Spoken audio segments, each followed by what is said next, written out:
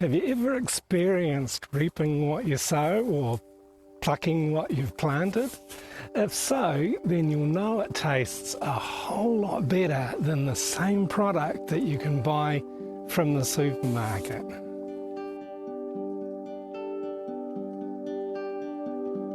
Eating food from our own gardens is a whole lot different than munching our way through a bag of processed snack foods. And it's really unfortunate that the world has grown so used to convenience food because it's so unhealthy for us. We'll eat what's easy to prepare and stops us feeling hungry without really considering whether it's actually doing any good for us at all or how detrimental it may be to our bodies. And regardless actually if it looks like, smells like, or even tastes like real food.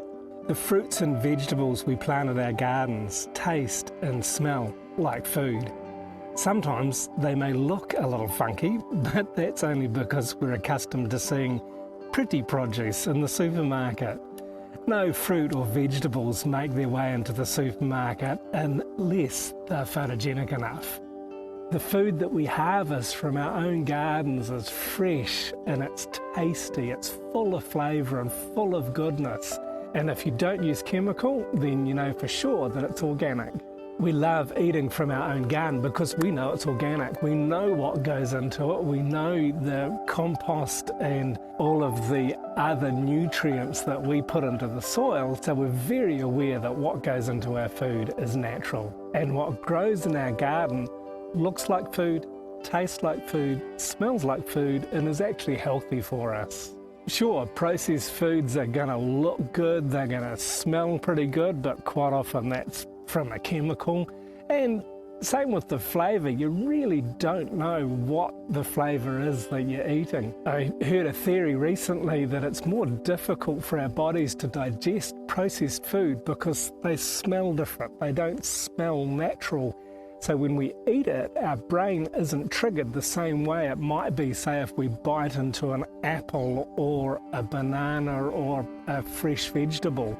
It knows then what to expect and encourages our stomach or instructs our stomach to process that food properly. But with highly processed foods, our brain cannot relate to what we eat in the same way as it does when we eat fresh food. And the only way to get even some clue of what we might be eating when we're eating processed food is to read the package. And often you'll find these days that the ingredients included are represented by a bunch of numbers and a bunch of unusual things that you wouldn't actually recognise as food.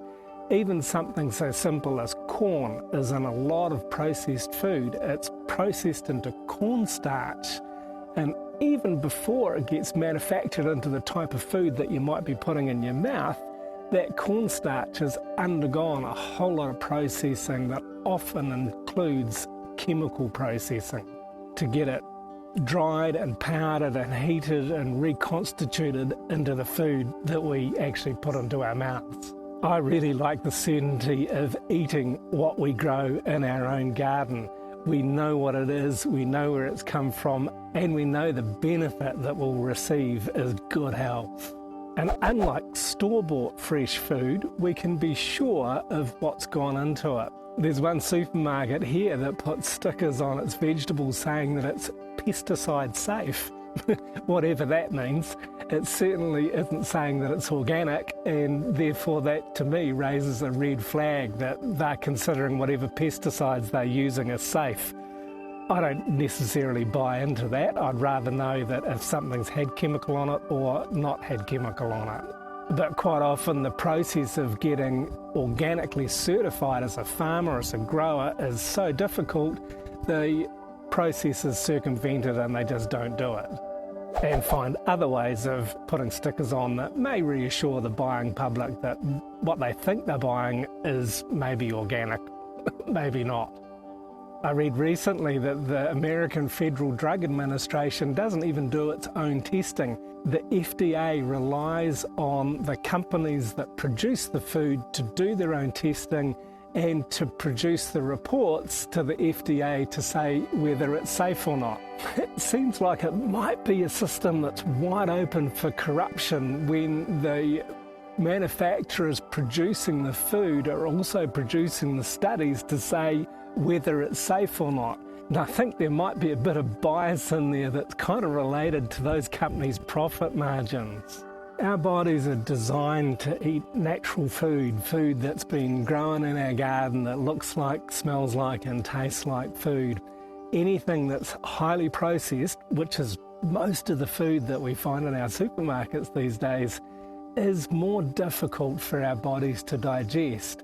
Just take a look at the physique of much of the world's population and how it's changed over the last 50 years. Our digestive systems just aren't designed to eat so much processed food. What looks like, smells like and tastes like food will usually contain all the natural vitamins, minerals and other nutrients that are more than sufficient for our well-being. There's a satisfaction in growing our own food.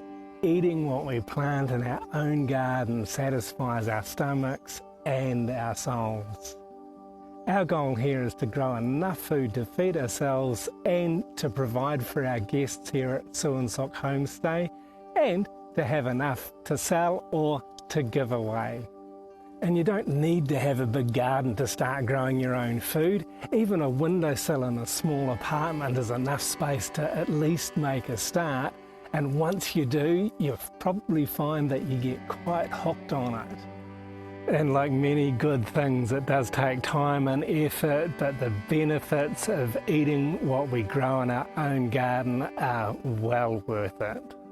Thanks for watching. I hope you've enjoyed this Suan Sook Homestay video about the food that we eat in our gardens. If you have, please give us a thumbs up, click that like button, and if you're new to our channel, click the subscribe button and hit that bell icon so that you can stay up to date when we release new videos.